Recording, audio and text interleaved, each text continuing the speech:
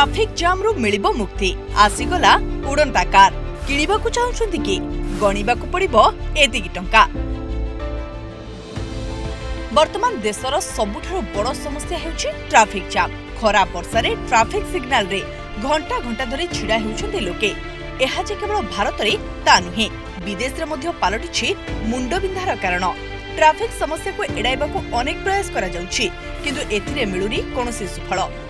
तेबे थरे चिंता करंतु तो आपण ट्राफिक जाम रे फसी जाइछन्ति एवं आपनको पाखरे एक उड़ंता गाड़ी अछि आउ एही गाड़ी आपनको जाम रो बाहर करि परिबो। एकथा भाबिले स्वप्न परि लागुथाई पारे हेले एही स्वप्न एबे पूर्ण होई परिबो कारण आसी जाइछि आकाश रे उडुथबा कार जहार वीडियो सोशल मीडिया रे हेउछि भाइराल। एथिरे देखिबाकू मिलुछि कि कारटी रास्ता रे टेकअप नेउछि ऊपर को उठी उड़ीबाकू लागुछि। या परे रास्ता रे किछि दूर रे छिड़ा होइतबा गाड़ी ऊपर उडुछि। याकू पार करिबा परे रास्ता रे लैंड करूछि एही कळा रंगर कारटी। तेबे एही कारटी को अमेरिकीय ऑटो कंपनी उद्भावन करछि। कैलिफोर्निया रे निर्मित कारटी हेउछि एक इलेक्ट्रिक कार।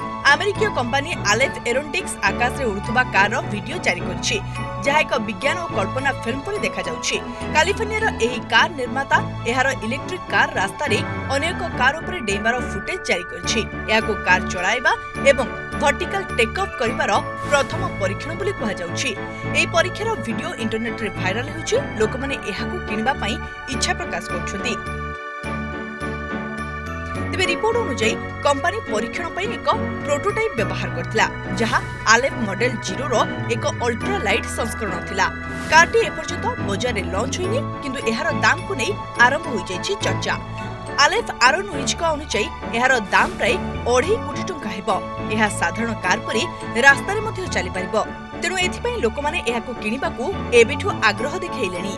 ब्यूरो रिपोर्ट प्रमेय न्यूज डिजिटल।